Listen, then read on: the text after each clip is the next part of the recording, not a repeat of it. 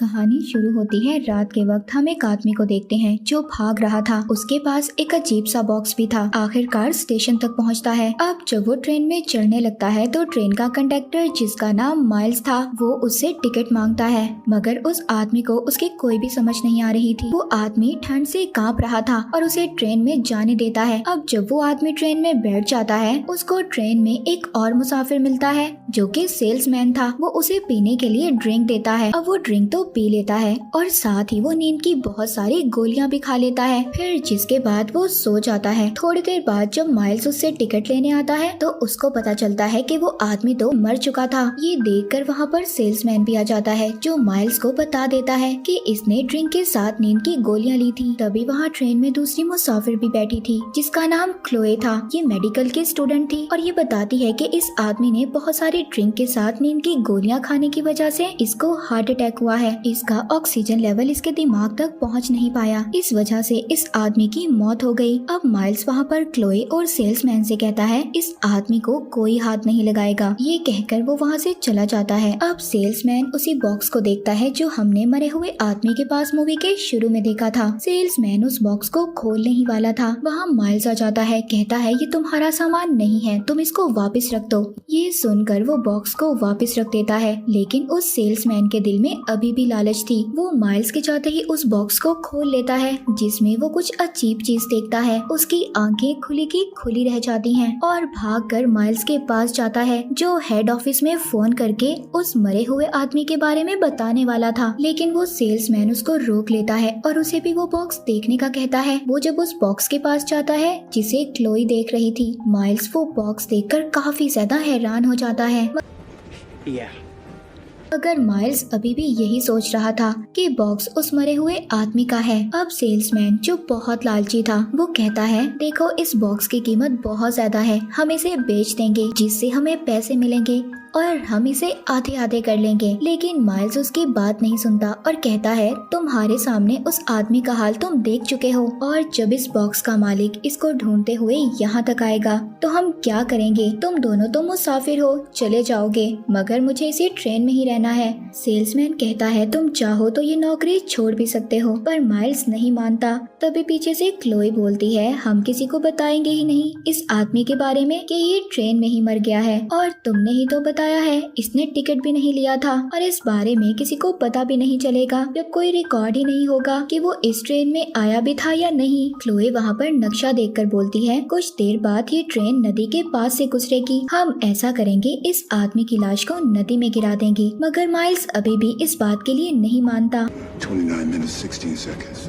और वहाँ से चला जाता है। तभी क्लोई सेल्समैन से कहती है क्या फायदा तुम्हारे सेल्समैन होने का, तुम अभी तक एक कंडक्टर को नहीं मना पाए। उसने अभी तक हेड ऑफिस फोन नहीं किया, उस आदमी के बारे में नहीं बताया कि वो मर चुका है। तभी वहाँ पर माइल्स आ जाता है जिसके पास वो ही बॉक्स था। वो इनके सामने ही उस बॉक्स को एक बड़े डब्बे में लॉक कर देता है। अब जब ये दोनों इसे दोबारा समझाते हैं तो माइल्स भी अब इनका साथ देने के लिए तैयार हो गया था। माइल्स अब कहता है इस लाश को हम ट्रेन के उस डब्बे तक लेकर जाएंगे जहाँ सब मुसाफिरों का सामान है और फिर इस लाश को हम एक सूटकेस में बंद कर बाहर फेंक देंगे। जिसके बाद सेल्समैन ट्रेन में बैठे सभी मुसाफिरों का ध्यान भटकाने लगता है और माइल्स और क्लोए उस आदमी को व्हील चेयर पर बिठाकर वहाँ तक ले आते हैं। लेकिन वहाँ पर जो सूटकेस इन्हें मिलता है उसमें लाश पूरी ही नहीं आ रही थी।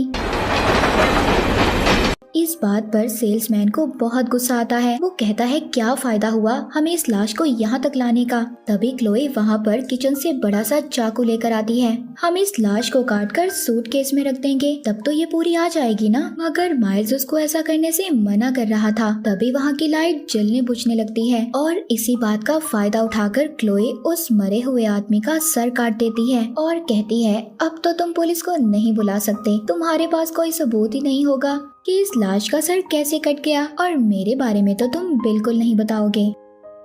क्लोए बहुत ही बेरहमी से लाश के जिस्म के हिस्सों को काट देती है और सूटकेस में बंद कर देती है और नदी के आते ही ये सूटकेस को उसमें फेंक देते हैं।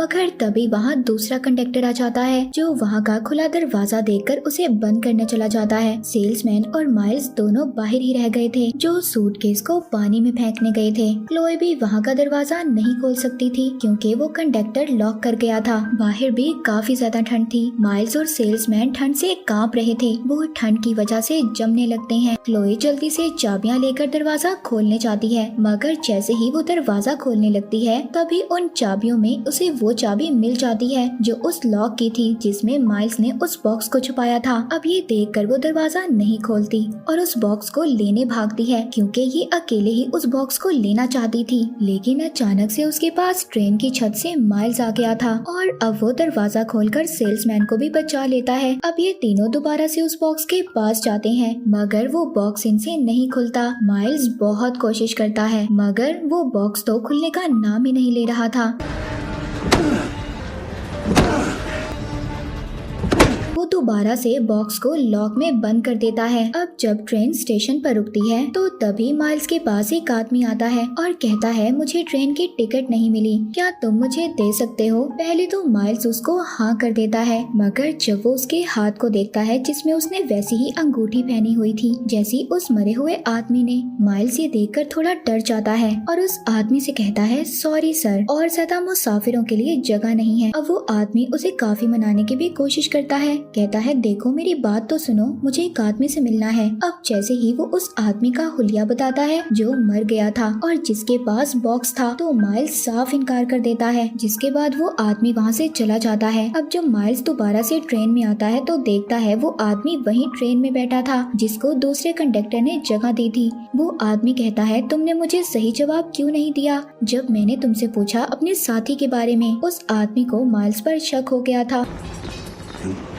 वो क्लोई और सेल्समैन पर भी गन कर लेता है और कहता है मैं यहाँ पर जो लेने आया हूँ वो मुझे दे दो। ये आदमी भी दरअसल उसी बॉक्स के पीछे आया था। माइल्स उसको वो बॉक्स दे देता है और जैसे ही वो आदमी उस बॉक्स को पकड़ता है वो बहुत गर्म था जिससे उसकी गन नीचे गिर जाती है। इस बात का फायदा उठाकर सेल्समैन वो गन उठा लेता है और उसी आदमी की तरफ कर देता है मगर वो आदमी कहता है देखो मुझे ये बॉक्स खत्म करने दो, मेरे पास इसकी चाबी है वरना ना जाने कितने आदमी इस बॉक्स के पीछे आएंगे और ऐसे ही मारे जाएंगे। सेल्समैन कहता है ठीक है तुम इसे खत्म कर दो पर इसमें जो खजाना है वो मुझे दे दो। वो आदमी समझ चुका था कि इसने इस बॉक्स के अंदर देखा है। वो उसे बताता है जो भी इस बॉक्स के अंदर देखता है वो सुबह का सूरज निकलने से पहले मर जाता है। अब जैसे ही बातों में लगाकर वो आदमी सेल्समैन से गन छीनता है उनकी आपस में लड़ाई हो जाती है और गोली लगने की वजह से वो आदमी मर जाता है। यहाँ पर हमें पता चलता है कि इन तीनों को उस बॉक्स में अलग अलग चीजें नजर आई थी।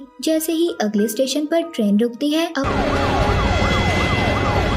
पुलिस भी चेकिंग करने आ जाती है। क्लोई माइल से कहती है कि तुम सूटकेस लेने जाओ जिससे मैं उस आदमी की लाश को ठिकाने लगा सकूं। मगर माइल्स अब आगे इसका साथ देना नहीं चाहता था। ये उसे धमकाती है और कहती है अगर तुमने ऐसा ना किया तो मैं तुम्हारी बीवी को मार दूंगी। मगर पुलिस अभी भी ट्रेन में ही मौजूद थी। माइल्स अब उधर से भागने की कोशिश करता है तभी वो देखता है सेल्समैन भी उस आदमी के साथ मर चुका था। जैसे उस आदमी ने कहा था कि इस बॉक्स को जो भी देखेगा वो मारा जाएगा। पुलिस को भी माइल्स पर शक हो जाता है। पुलिस ऑफिसर जैसे ही उस पर गन करता है उधर क्लोई आकर उसको भी मार देती है और उसकी गन लेकर माइल्स से सभी लाशों को छुपाने का कहती है।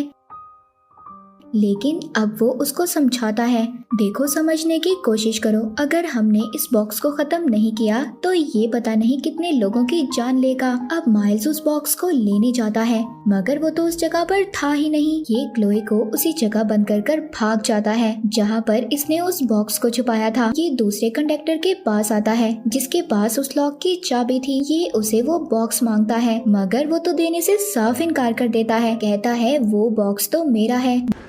I'm keeping the gold for myself. Mile कहता है वो बॉक्स बहुत खतरनाक है। तभी दूसरा कंडक्टर कहता है अच्छा अगर वो ऐसा है तो तुमने इतने लोगों को क्यों मारा? मैं सब जानता हूँ, उसमें खजाना है। तभी वहाँ पर क्लोए भी आ जाती है जिसके पास गन थी। वो कंडक्टर के पाँव पर गोली मार देती है और उससे कहती है कि मुझे वो बॉक्स दे दो। तभी वहाँ एक अनजान आदमी आकर कंडक्टर को गोली मार देता है। माइल्स जब उधर आकर देखता है वहाँ पर क्लोए भी गिरी हुई थी, यानी कि किसी ने क्लोए को भी मार दिया था। वहीं पर एक मुसाफिर खड़ा था जो जापान से था, जिसके पास गन थी।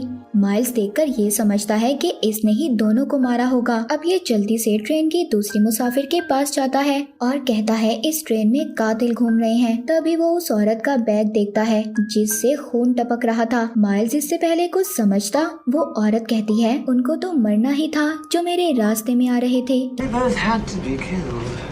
तभी वहाँ जापानी मुसाफिर आकर गोलियां चला देता है, जिससे औरत भी उस पर गोलियां चलाती है और दोनों मर जाते हैं। इसका मतलब ये था कि ट्रेन के सब मुसाफिर उस बॉक्स के पीछे थे। तभी वहाँ जापानी मुसाफिर का साथी आकर माइल से कहता है मैं तुम्हें मारूंगा नहीं। जैसे ही ये बॉक्स को खत्म करने आगे बढ़ता है, वो कहता है इसे मुझे दे दो, मैं अपनी गवर्नमेंट को दिखाऊंगा। उधर ही ट्रेन का इंजीनियर भी आ जाता है जो बताता है कि ट्रेन का इंजन खराब हो चुका है, रेडियो भी काम नहीं कर रहे, हम किसी भी तरह ट्रेन को नहीं रोक सकते। तभी हम देखते हैं क्लोई अभी भी जिंदा थी, वो मरी नहीं थी, क्योंकि जो उसको गोली लगी थी वो बस उसके पास से गुजरी थी, जिससे वो बेहोश हो गई थी। अब क्लोई उधर माइल्स के अलावा बाकी सबको एक एक कर गन से मार देती है, जिसके बाद बॉक्स माइल से ले लेती है। वो उसे समझाता है देखो ये बॉक्स हम दोनों को भी एक दूसरे को मारने पर मजबूर कर देगा। क्लोई कहती है नहीं, मेरे साथ ऐसा नहीं होगा, ये बॉक्स मुझे बहुत पसंद करता है। मगर माइल्स उस पर हमला कर देता है जिससे वो बेहोश हो जाती है। वो बॉक्स लेकर उसको खोलने की कोशिश करता है, उस आदमी की चीजें चेक करता है जो मर चुका था। तभी उसको उसके हाथ में अंगूठी नजर आती है और वो अंगूठी को उसके हाथ से उतार लेता है, फिर ट्रेन को रोकने की कोशिश करता है। अब क्लोई को भी होश आ गया था, वो माइल्स के साथ लड़ती है और इसी लड़ाई में बॉक्स ट्रेन से नीचे गिर जाता है। क्लोई उसे उठाने की कोशिश करती है, तभी वो बुरी तरह से ट्रेन से लटक जाती है। माइल उसे बचाने की कोशिश करता है, मगर उसके जिस्म के 2 हिस्से हो जाते हैं और क्लोई भी मर जाती है। हम देखते हैं माइल्स ट्रेन की पटरी पर बॉक्स को ढूंढ रहा था,